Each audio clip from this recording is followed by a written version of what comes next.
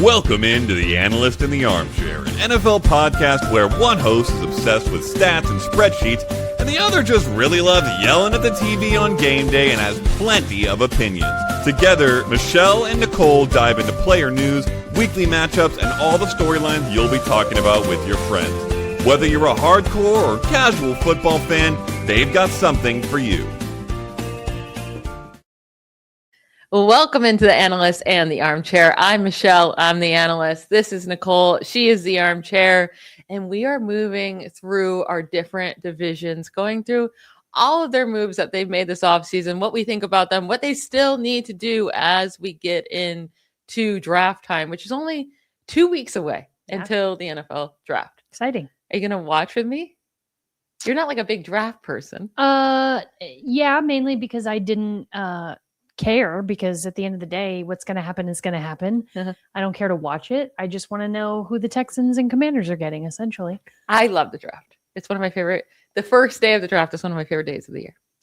Well, if I'm in town, I will watch it with you. If you're in town? Well, you know I'm traveling the next few weeks. It's April 23rd. You'll be here. Also, you're not supposed to tell strangers when you're out of town. Well, they don't know where I live. What do you mean? You're not supposed to tell strangers when you're going out of town. I think you're not supposed to tell people around you when you're out of town, because then your home is just empty. I think you have that wrong. I think we have a debate about that coming up, because good thing you have security cameras. It's fine. That's exactly right. Yeah. All right. We have a lot to get into today. Yeah. We have a lot to get into today. We will jump right into the teams here in a moment with the AFC South and NFC South we're going to hit on. But we do have actually some NFL news around some quarterbacks, the Texans being one of them, giving C.J. Stroud a fifth-year option, and then Kirk Cousins to get in the bag yet again. Let's start it. The opening drive. Kirk Cousins has found a job. Not with the Vikings, which we thought could be a possibility. Yeah. Obviously, that wasn't going to happen once they signed Kyler Murray, but sure. Thought that could be a possibility. I really thought Kirk Cousins was going to take his time and just kind of wait out the summer, but the Raiders gave him a pretty nice offer. Now, the number you may have seen is highly over-exaggerated. He's never going to see like pretty much any of it. So the reports are, he gets his 5-year, $172 million contract, right? Mm-hmm. Sounds crazy. It's really a 1-year, $11 million deal. Which is great to be hanging out on the bench. And well, no, this is my thing. So they've been pretty adamant that they would like their rookie quarterback. They're not saying Fernando Mendoza to sit on the bench. They're like, we do not want a rookie to play this year. So that's what I was going to ask you. Do you think Kirk Cousins will start all year, or do you think he'll bomb like he did with the Falcons and like Geno Smith did with the Raiders last year? Mm-hmm. And they have to go to Mendoza earlier than they want to. Yeah, I think, I have a soft spot for Kirk Cousins. I don't know why. I just think he's such a sweet man and like a good guy. In your words, he's a nugget. He's a nugget, you know? And the fact that he was on that quarterbacks, what's it called? Docuseries, show. Yeah. And he was like, I have this room for all my football stuff so that my family can have, it's so sweet. Anyway, so love the guy. But yeah, I don't actually see this happening and playing out the way they're saying. I would like for it to. I would like for him to go and play well in Las Vegas. Don't know if it's going to happen with Las Vegas and what all is going on there and all of the changes. Hey, Clint Kubiak made Sam Darnold great. Listen, I agree, but I just think there's so much unknown right now about the Raiders. And I think the quarterback situation is the same. I think it would be good for somebody like Mendoza to come in and watch someone like Kirk Cousins and see how he handles different situations. I just don't know that the reality of that is going to pan out for them. I feel like it's a really nice vet to have in the room to teach your young guy. Like Kirk Cousins seems like a pro, right? Yeah. Like he's going to do his work well. Mm-hmm. He's going to put in what he needs to do in the film room and in the meetings, and he'll be a very good guy to watch for Mendoza, which Mendoza seems like a really good young kid too, who's going to take that on.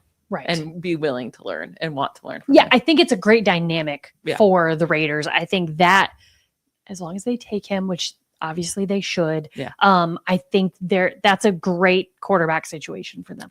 And I do like when teams don't have to rush their rookie quarterback into the lineup. It is hard, though, when you take a quarterback number 1 overall to sit him on the bench all year long, especially like the Raiders aren't going to be winning games with Kirk Cousins. So how long are you going to be losing games? The fans are going to get irritated. They're going to want to see the rookie. Sure. I think Mendoza's in by midseason. Okay. By week 8. See, I would take the week 8. Mm-hmm. I'd take the over on that. Okay. Yeah. Okay. We shall see. Now, your Texans, who we will be talking about today as we get into the AFC South and what they've done this offseason, but they decided today that they were going to pick up CJ Stroud's 5th-year option for 2027, which is kind of shocking to me. So they decided to pick up both Will Anderson's and CJ Stroud's 5th-year option. They had to decide. Will Anderson makes a ton of sense, right? They're probably going to end up giving him a long-term extension before he plays on that 5th-year option anyways. But with CJ Stroud, if he stinks this year again, then he gets $26 million for next year, no matter what. Yeah. I agree with it. Let me say that. Okay, you do? I do. Okay. I think the way they played at the end of last season, the way they stuck with their guy, every verbiage that's come out from the locker room, from him, from D'Amico, from the ownership has said CJ is our guy. Now, he has to earn it. And I think this, we said he had the great freshman year. He had the sophomore slump.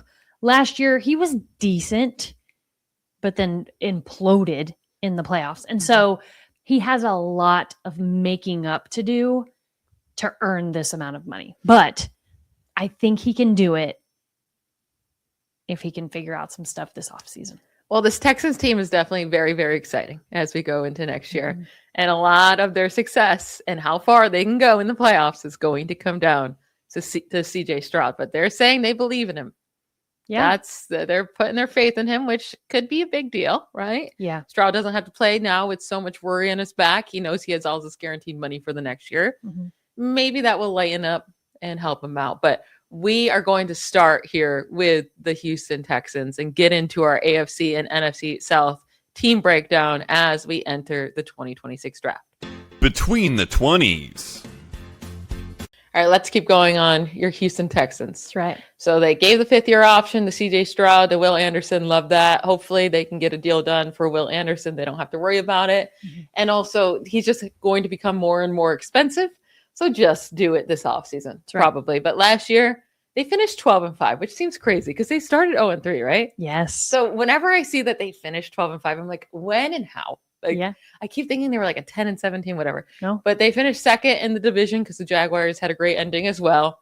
Lost in the divisional round to the Patriots. Never should have lost. Not talking about that anymore. Yeah. I think we're done with that. We're flipping the page. Yeah.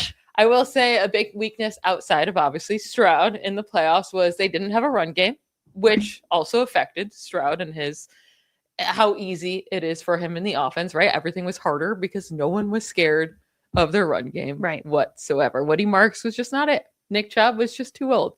So they go and trade for David Montgomery. 29-year-old David Montgomery, though. I don't know if that was like the huge move they needed to make this year. I would have rather them went out and signed a Travis Etienne or a Ken Walker. Sure. But they made the trade. Okay. Mm-hmm. They upgraded the room. At the very least, they upgraded the running back room. Right. Tank Dell should be back. I hope so. Yeah. And they have those 2 young guys they drafted last year, Jaden Higgins and Jalen Knoll. Yep. Right? Yep. That going into their second year, they still have Nycole Collins. So all's great. Yeah. Right? Offense seems pretty stacked outside of their offensive line. Right. Yeah. Right. So, and they extended Dalton Schultz. Oh, Dalton Schultz. So, I think what they've done on offense is enough to keep the consistency and enough to give those little sparks. I think having Tank Dell, if you look at his season, obviously not last season, he didn't play, but the year before, guy is good and just is fun to watch. And he and CJ were like great together. So I think having him on the field is really, really big for CJ and his confidence too. I loved Tank Dell. I loved him coming out of school. I loved him in his rookie year. He was fantastic. Even before his injury in 2024, the production kind of fell off a little bit, but It's still, while he's on the field, CJ Stroud plays better. Yes. So hopefully he can be back. We'll see how he can perform. That knee injury wasn't just a normal knee injury. Sure. It was disgusting. Yeah, it was not great. But like you said, I think running back, David Montgomery, a little older, not sure what that will look like, but I like it. Yeah. Again, I don't think you have to go out and try to get the best guy in every position. Obviously, you want the best guy in every position, but I do think for what we need to open up that offense a little more, give CJ a little more time to throw the ball and or other options, I do think it was a really great move. And I like David Montgomery. We were bad in the red zone offensively. We need a guy that we can say, here's the ball, take 3 downs to get it in the end zone. Yeah. Yeah. I mean, no matter what, David Montgomery could be 45 and he'd be better than Woody Marks right now. Right. And Woody Marks, I had high hopes for it, but he really disappointed me. I think he has some growing to do. And I like the idea of him playing behind David Montgomery. I still think they could use a draft pick on a running back as well. But also they still need to work on this offensive line because last year it was better than in 2024, but still not great. And then this offseason, they decided to just give away the right tackle and Titus Howard, who was their best offensive lineman last year. Now, best offensive lineman on a bad line, but he's an above average right tackle. And they really just gave him away to the Browns. They got like a 5th round pick back or something like that. Now they signed Braden Smith from the Colts. It's not that crazy of a difference in those two guys playing. I would rather Titus Howard, but it kind of washes out, right? But no upgrade there. Definitely not an upgrade. They did sign Wyatt Teller at guard. He's older, has some injuries, but when he's healthy, he's going to be a really nice addition if he can stay healthy. I love that they re-signed their guard at Ingram. He had a really nice first year with the Texans. And then they need their early pick last year, their left tackle, Arante Ursary, to step up. He had a solid rookie year, but he needs to keep growing. Right. Like you've got the wiggles out, if you will, from your first year. Like get out there, do some more, change some games, and go from there. Again, it's all going to hinge on this offensive line giving CJ the confidence to stay in the pocket, to get the ball where his arm's great. Yeah. It's just he needs the time to get the ball where it needs to be. And I think that was the thing. In those playoffs, it was like we need CJ to be a game manager, not a game hero. And I feel like he felt the pressure, especially in the playoffs, especially with the Super Bowl right there. It was too much for him.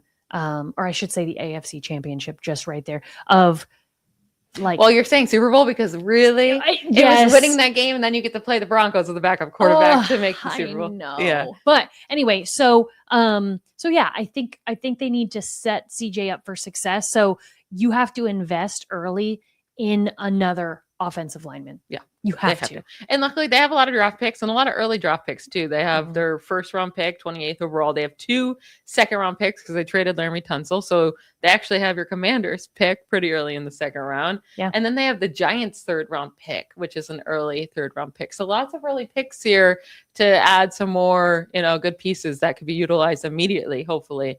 Overall, how would you grade the Texans offseason as a fan?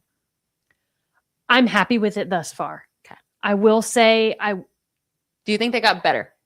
I do. Okay. I do think they've gotten better. They've gotten some notable pieces in areas. Reed Blankenship, we didn't even talk about. I think that's a great addition. At first, I was like, "What?" You were so mad at the signing. So mad, and then I thought about it, and I was like, "No, that's genius. Yeah. Like it's so good." So I'm probably B+ right now. Okay. And you didn't trust my opinion when I told you it was a good signing. No, you needed to. I needed time. Okay.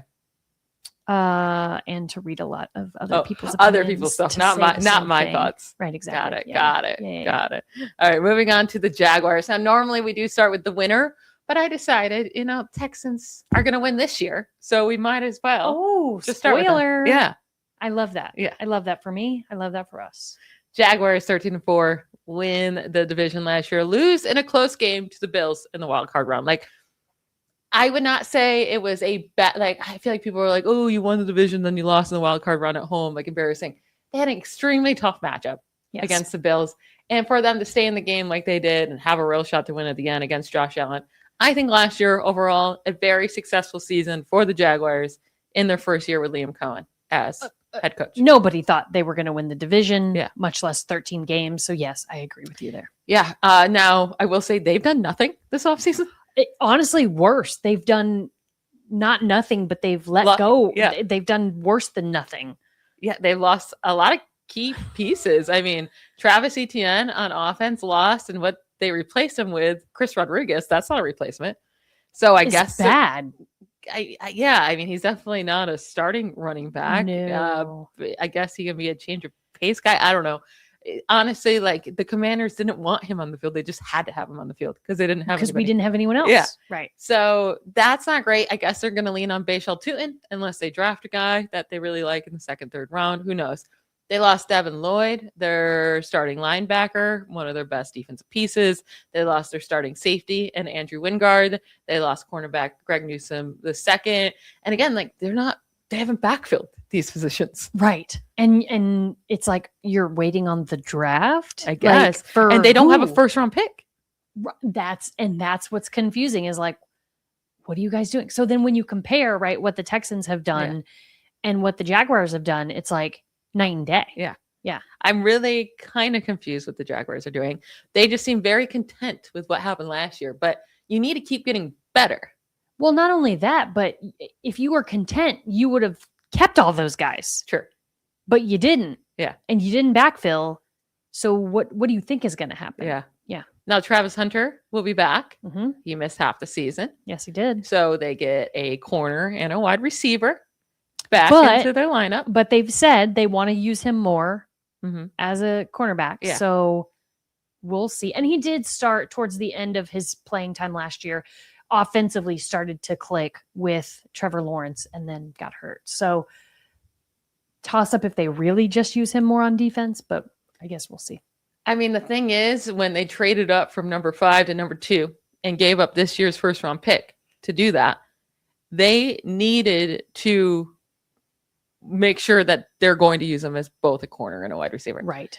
Unless he was going to be an absolute all-pro at one position. But the purpose of taking him is that you get 2 players in one. Right. So I think it'd be silly if they were like, you're going to just play corner and we're barely going to use you at wide receiver. Or even opposite way, right? Yeah. And both sides, they need, like, Brian Thomas Jr., I really like him, but it did not look like it fit very well in Liam Cohen's offense last year. Maybe it was injuries. Maybe he'll step up again like he did as a rookie. But he and Jacoby Myers should be a nice duo. Brian Thomas Jr. and Jacoby Myers. You would think. Yeah. And then you add in Travis Hunter, every 5 plays or whatever you want to do. That should be a really great trio. Right. Just problem is if you have Chris Rodriguez as your number 1 running back, which surely he's not. It would be Bashal Tutin at this point. Right. But does that open up your offense enough to get the ball to those guys down the field? I think it will be okay. Yeah. Like, Tutin looked okay as a rookie. I think Yeah. he's 4th rounder last year. But they have to add another running back in the draft. I would imagine. But so. again, they don't have a first round pick. So do they want to use their first pick in the second round? They have the 56 overall pick on a running back. They do have 3/3. So maybe they add a guy there. But is he even going to be better than Bashal Tutin? It's not a great draft class outside of Jeremiah Love and maybe his backup, Jadarian Price. Like, those are the top 2 guys in the draft, and it's a pretty big difference even between Love and Price. So yeah, but if you're the Jaguars, are you going tight end running back, like offensive, or are you going to rebuild the defensive core that you just let go in linebackers and secondary? yeah, Because to me, you have to go defense. That's what kept. I don't want to say that's what kept them in games, but that was a huge factor. That if they're not going to backfill those positions, you can do all you want on offense. It won't matter. yeah. And I still don't trust Trevor Lawrence. I'll say that right now. I don't trust him to be able to have a full good season. I can't wait. I hope he doesn't. As a Texans fan, I hope he does not. But last year, we started out the year with you being like, I don't trust Sam Darnold. I don't. And here we are. Oh, So good. I'm just saying, Well, not that I'm calling. Trevor Lawrence isn't playing on Seahawks defense with the Seahawks defense. fair, and Yeah. apparently no defense if they don't do some things quick. So All right. So, yeah, I mean, it's hard to say that they're going to be better than the Texans next year. I don't know that they're going to be better than they were, or even as they were. I could see them winning 10 games. Yeah, me too. even if they did work this offseason, to win 13 games again is not an easy thing to do. No.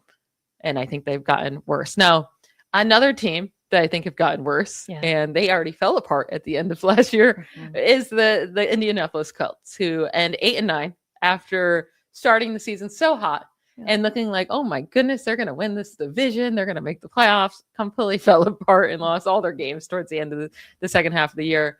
8-9, and I don't think they got better this offseason. They give Daniel Jones and Alec Pierce big extensions, paying those guys. They let Michael Pittman go. They trade him to the Steelers.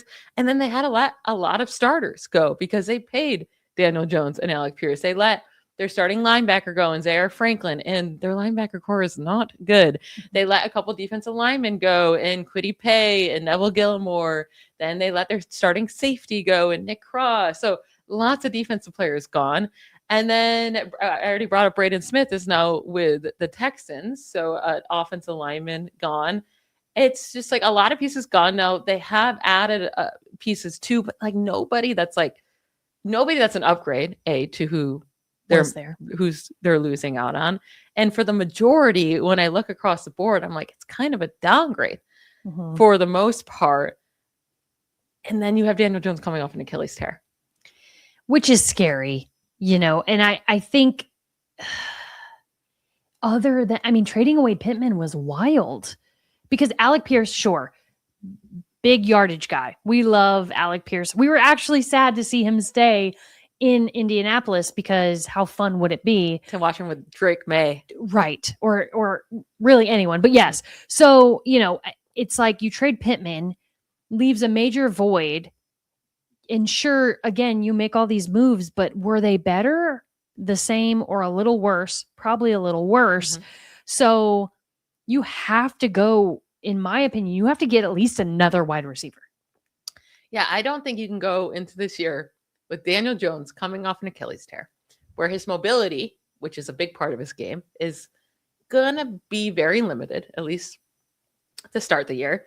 And then with Alec Pierce now as your wide receiver one, instead of just your deep threat, right? That's a totally different role. Without Michael Pittman to be your volume guy to offer you some space, like to work in the offense with Alec Pierce getting open deep.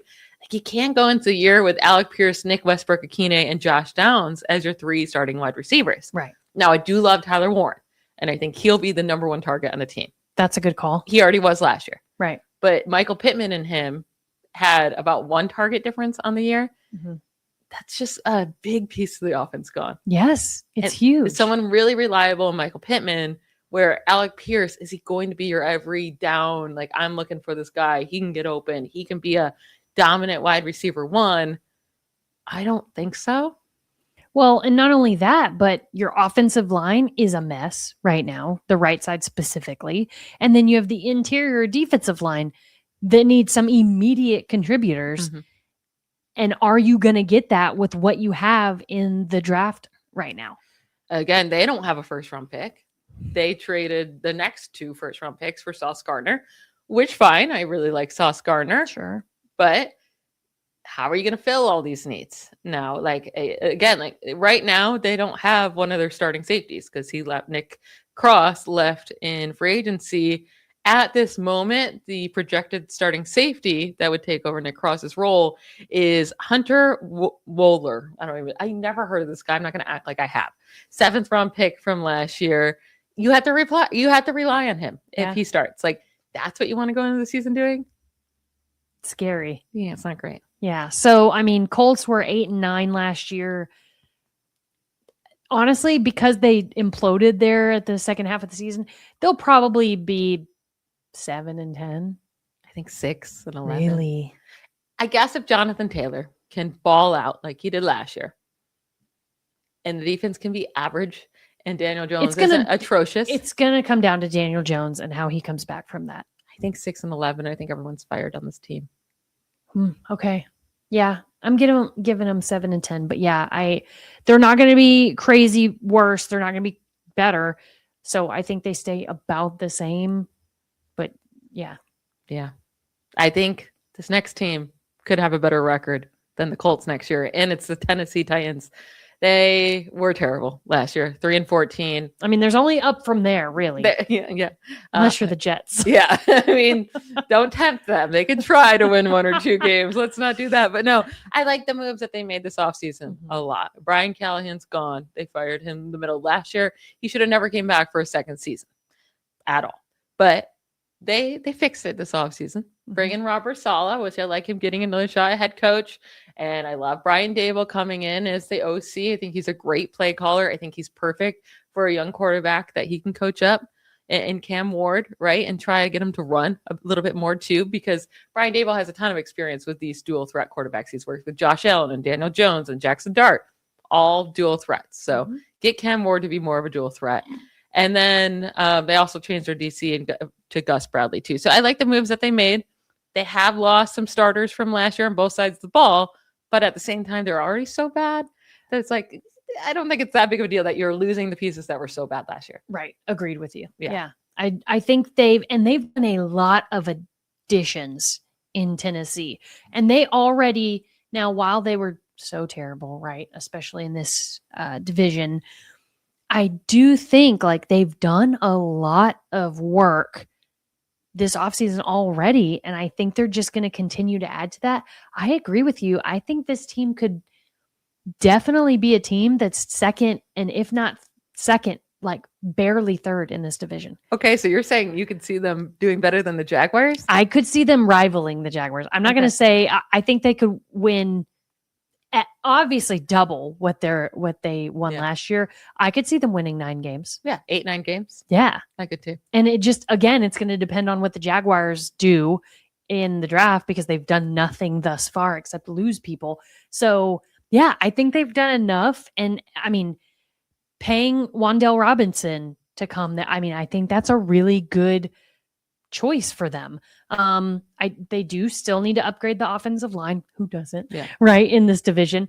Or just anywhere. Or anywhere, anytime, ever. They have used a first round pick in 2 of the last 3 drafts on an offensive lineman. So I'm wondering like if they're going to go away from that this year. 4th overall pick. They could go offensive line and keep just trying to build that up. They could keep trying to give weapons to Cam Ward, because this year is insanely important to make sure you have everything around him that he needs to see what he is. Yeah. Can he be a good quarterback in the NFL? And even with Wan'Dale Robinson, and I do like their 2 4th-round rookies from last year, and Alec Minor. I loved him coming out of school. I thought Shamir DK looked really solid, especially as a returner. So they already hit on that. He was an all-pro returner in his first year. But also as a wide receiver, like he did some work. I'm shocked they kept Calvin Ridley this offseason. Yeah, same. But okay. Yeah. I still think they need to add to the wide receiver room.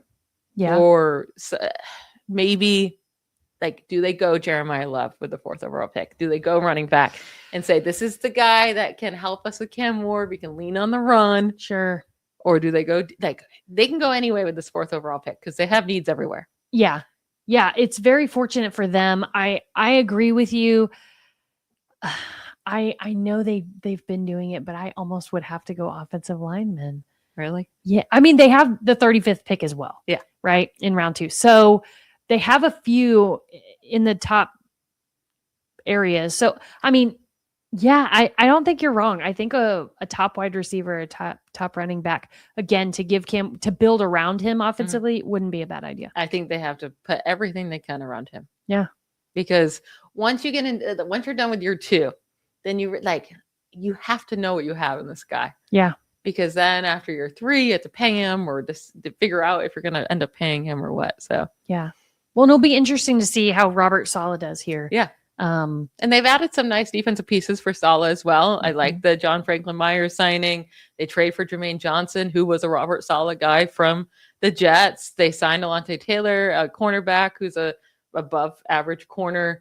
Solomon Thomas, who's like that kind of rotational defense lineman guy that can be good enough. And they've added some pieces. Yeah, I think defensively they're doing what they've done what they needed to do on free agency, and they can use some of those later picks to continue to build on that defensive momentum. But I agree with you. I think these first few picks have to be offensive minded. And what's nice about having Robert Saleh is you hire him because he's able to do more with less, right? Like, Yes. so see what he did last year with the 49ers, with everyone injured. They still held their own until like the end of the year when literally every human being was hurt. But yeah, no Nick Bosa, no Fred Warner, Yeah. and they were still 12-5. Nycole Williams, pretty much everyone Yeah. was just injured. All right, moving on to the NFC South, maybe the worst division in football. Probably. When I say maybe, the worst, it is the worst is. division in football.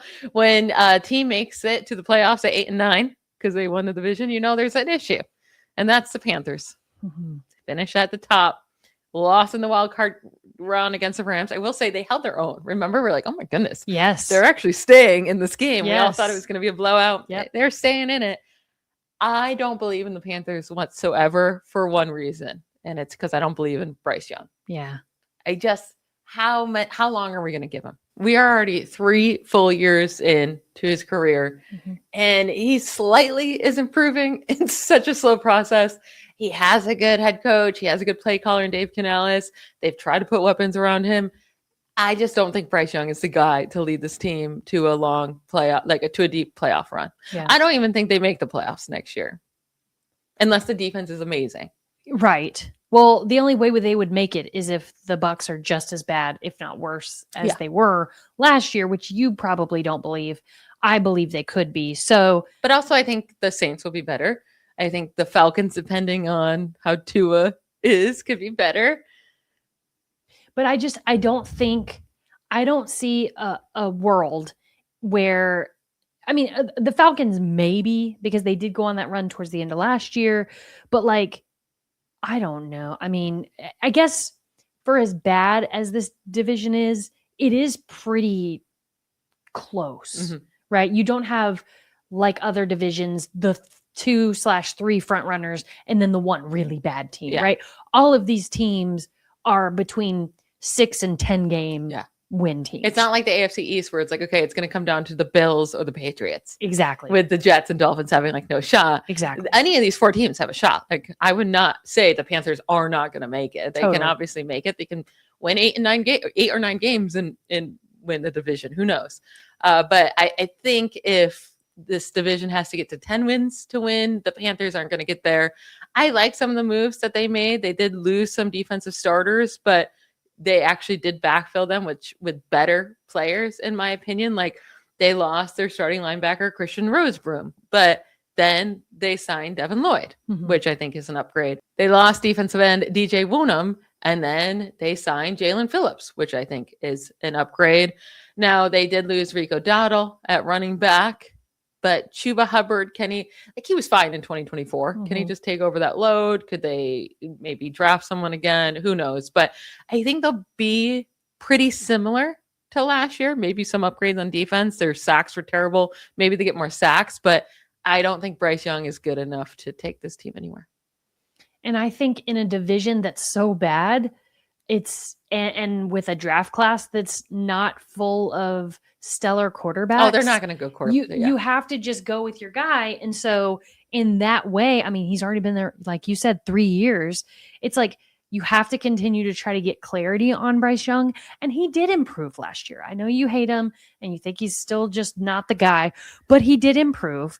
Get him a reliable wide receiver or tight end. Okay, but they've been trying. They drafted Teneroa McMillan last year. They drafted Xavier Leggett 2 drafts ago. They're trying to get him weapons. I don't know if they're just drafting poorly. I think Teneroa McMillan will be fine. Sure. But he should have had a way bigger season than he did. I think he was just stuck with a bad quarterback. They're trying to get him the weapons. Sure. And, they got him this great head coach that's a good play caller. Mm-hmm.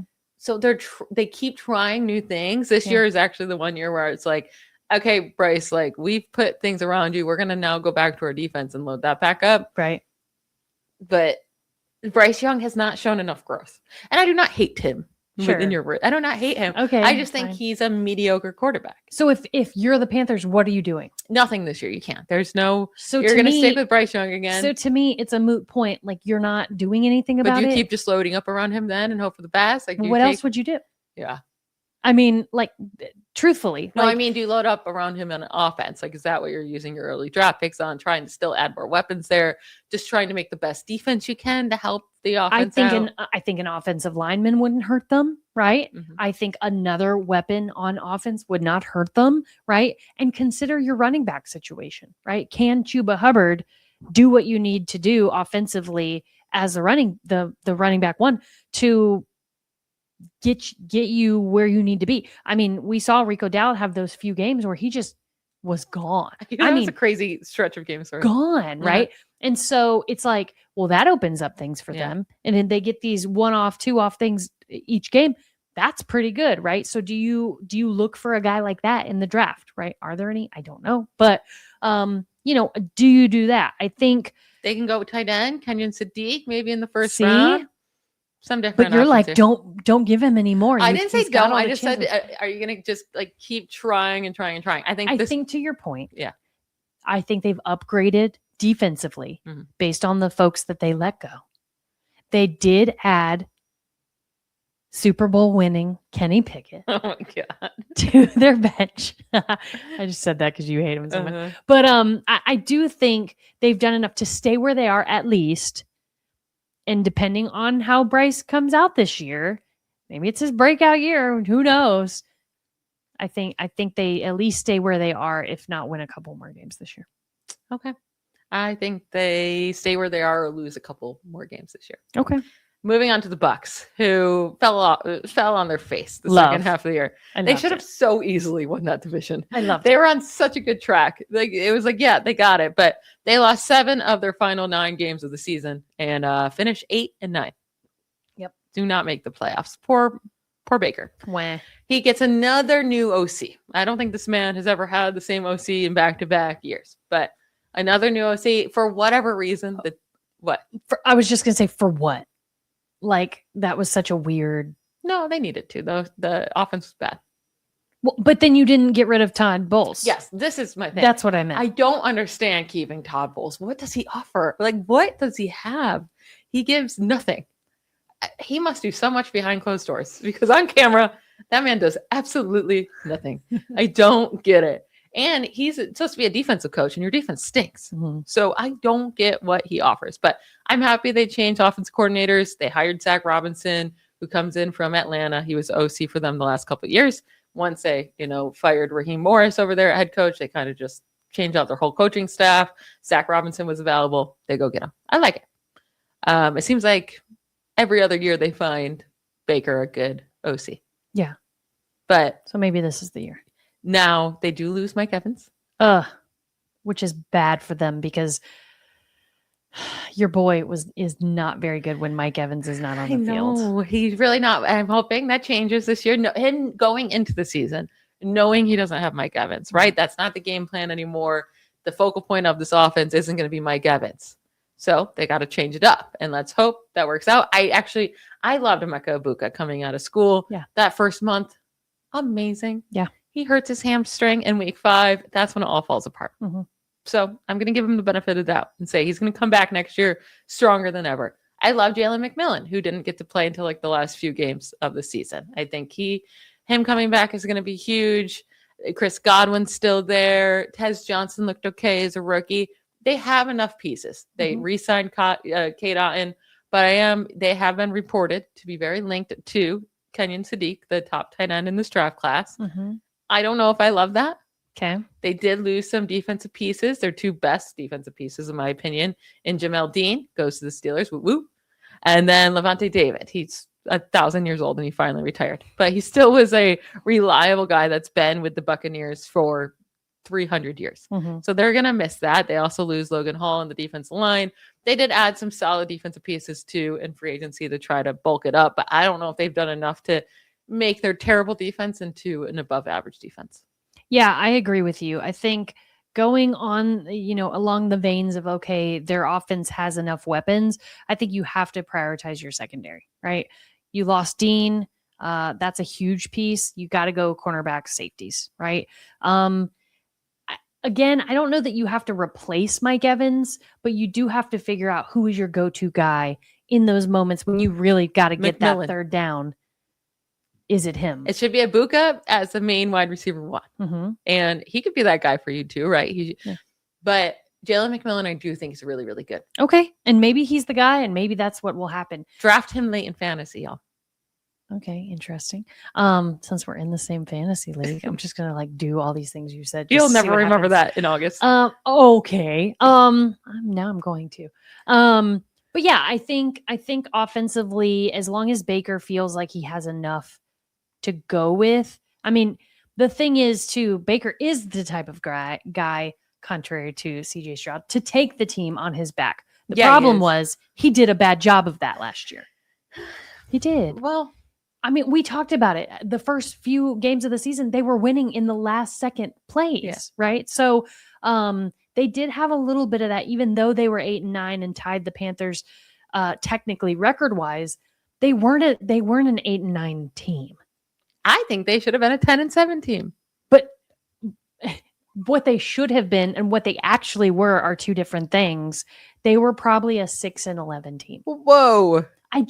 They only won those few games like that. Yeah, but there's some games that they lost close as well. But then they started imploding. You're like, yeah, that's exactly what they should have been this whole time. I think they're a better team than the Panthers. We'll see. I think we will see based on this next year. But yeah, I think it'll be interesting to see if they have enough defensively to keep up with what they have on offense. And you didn't even mention your boy Kenneth Gainwell. I know. I really like that signing. Mm-hmm. It's not great for fantasy purposes because now it kind of ruins the whole backfield. Right. You're not super pumped about Bucky Irving at his draft price. And then Kenneth Gainwell is like, how much work is he going to get? And then there's also Sean Tucker there stealing goal line work. It's all over the place, but really good backfield. Yeah.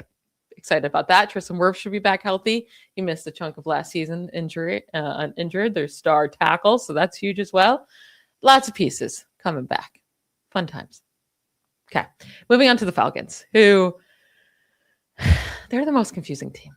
I thought you were going to yawn, and I was like, whoa, that is telling. 3 teams in this division finished 8-9. Yeah. Falcons were one of them. And they're all over the place because they don't have a quarterback. They can't figure out the quarterback position. Right. Drafted Michael Penix Jr. He's only started 12 games over the first 2 years, has a 4-8 record.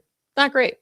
And when he's out there, it's like, ugh, it's so up and down. It's it's not good. Yeah. They gave Kirk Cousins that monster contract a few years ago. That didn't work out. They released him this offseason. Then Michael Penix Jr. tears his ACL at the end of last year. So they signed Tua Tagovailoa to a vet minimum this offseason once he was released by the Dolphins. They should be a good team. Yeah. But is Kevin Stefanski a good head coach? We don't know. We don't. Because everyone wants to give him the benefit of the doubt and say he's a good head coach. But with Browns, I mean, his record was terrible. Mm-hmm. And the Browns were mostly terrible under him. Mm-hmm. He still doesn't have a quarterback, just like he didn't in Cleveland. Right. I like Drake London. I love Bijan Robinson. I think he's one of the best players in the league. Sure. They have a good enough offensive line. They have Kyle Pitts there to offer them that second weapon. They still definitely need wide receivers to add to this room. They've tried to add to their defense a lot. They took 2 first-round edge rushers last year, which did help out their defense. But the issue was they traded up last year 20 spots from the second round to the first round. They gave up a first-round pick this year to do that, to take an edge rusher, and James Pierce Jr., who has now been arrested this offseason. So I don't even know if he's going to be playing this year, what's going to happen with him. But now they don't have a first-round pick, and that first-round pick is number 13 overall. That goes to the Rams. Yikes. Yeah. Which, the Rams don't need that at all. I know. Yeah. So not ideal. And a lot of the people that they signed this year, they're just kind of those role player guys. It's no one super exciting at all. Well, and they only have 5 picks overall anyway. Yeah, in the draft. Yeah. It's not great. Yeah. So I don't really know where they're going to add to this team. I think the team is good enough as is to compete for the division, depending on how Tua performs. Mm-hmm. But again, that's if the division needs 10 wins. Right. They're not going to be a 12-win team. Yeah. But none of these teams I can picture 12 wins. Well, fair. Yes, that is the nature of the worst division in the league. So I think the quarterback situation is uncertain. at this point. Obviously, you're just going to let it ride with what's going on in that situation. I think you have to get somebody to play separate of Drake London. Yeah. I think they franchise tagged Kyle Pitts, yeah.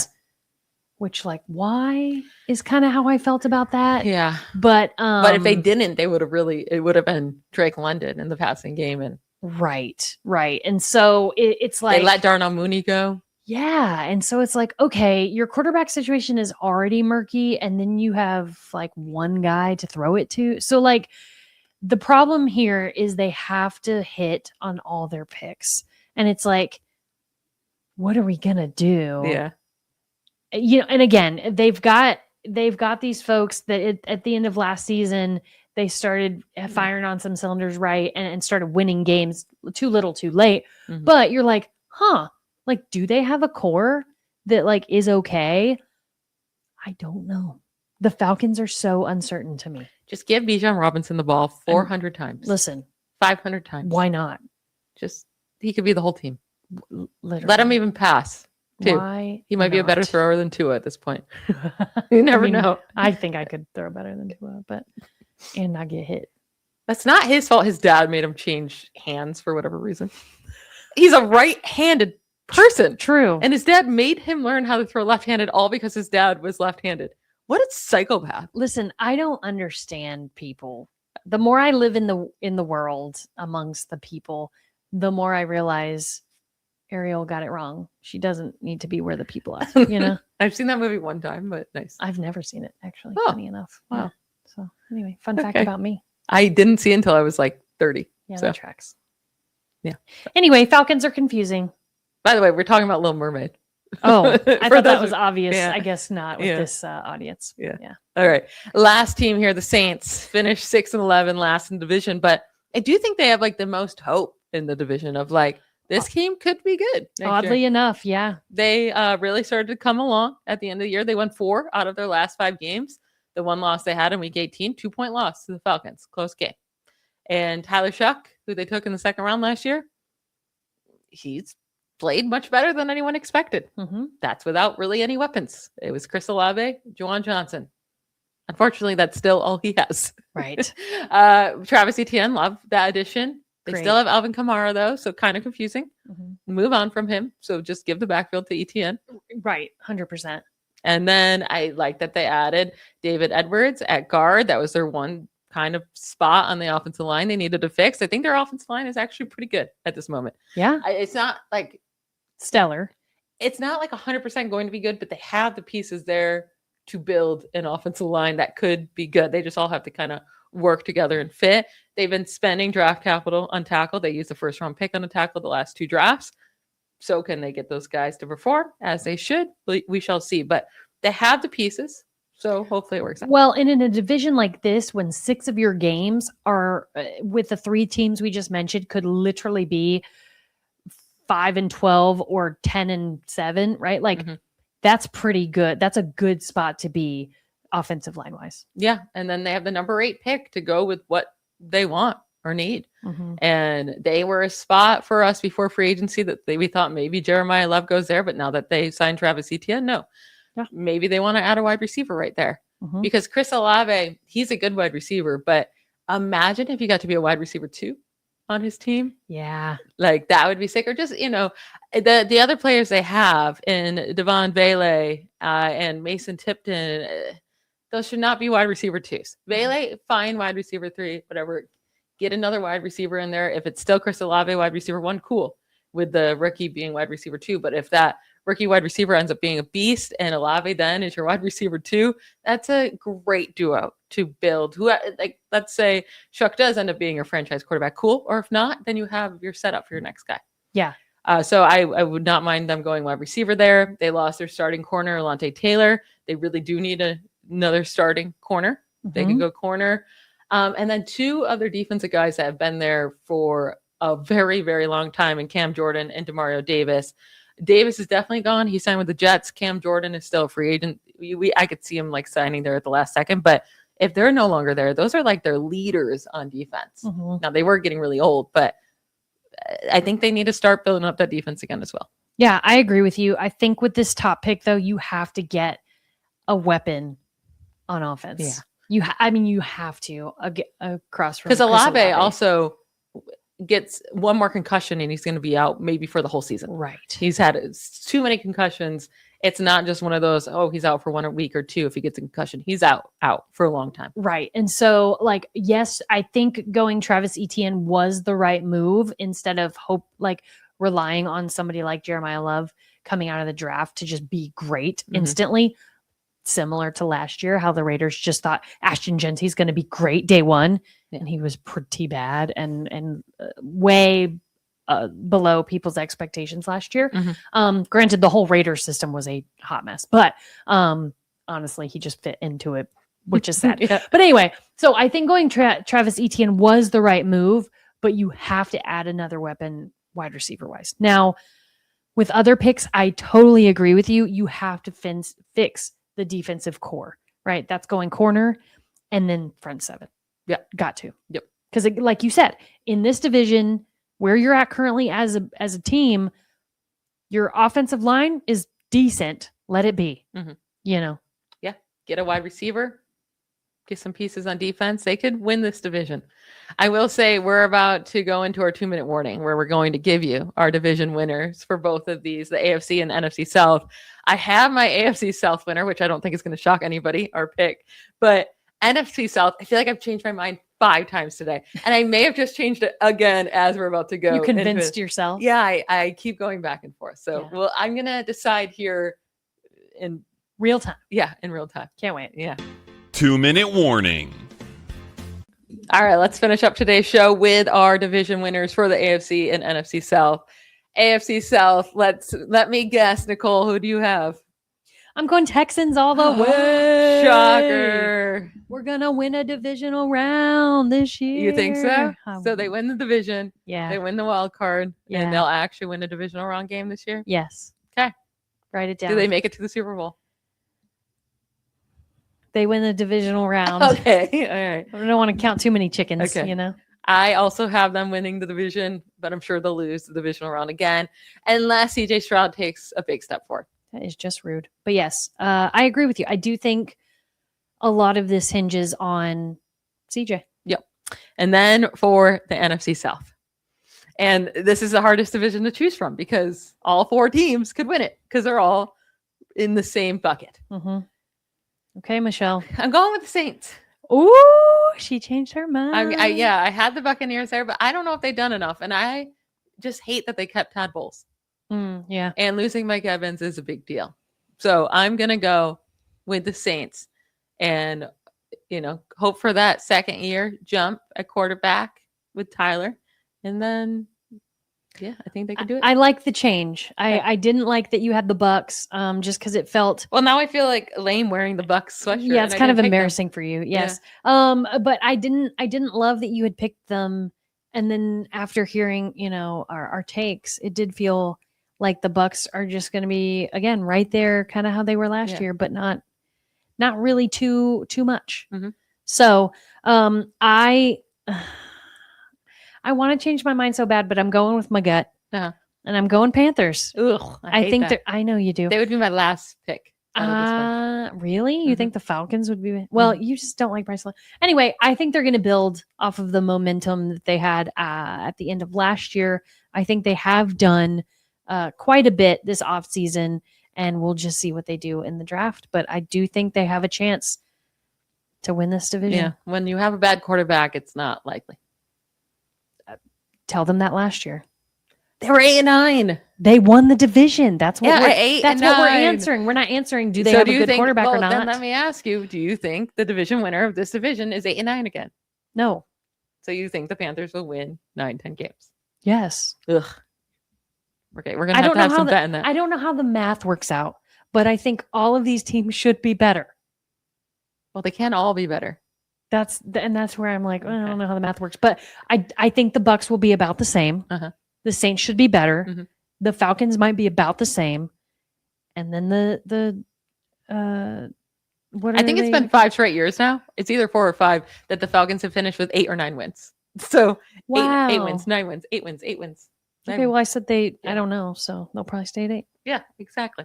All right, that's it for today's show. We have 2 more divisions to get to, and that will be perfect timing then because it'll lead us into the draft the following week. It's almost like we used our brains to figure that out. I'm trying to think of what divisions have we not hit yet. Must be The the West. East. West. Wait. West. The West. The West side. So next week, AFC, NFC West. Yeah. All right. Exciting. Enjoy your weekend, everybody. Talk to you next week. Bye, y'all. Bye. Thanks for listening to The Analyst in the Armchair. Don't forget to subscribe, follow us on socials, leave us a review, and comment to let us know what you'd like to hear next time.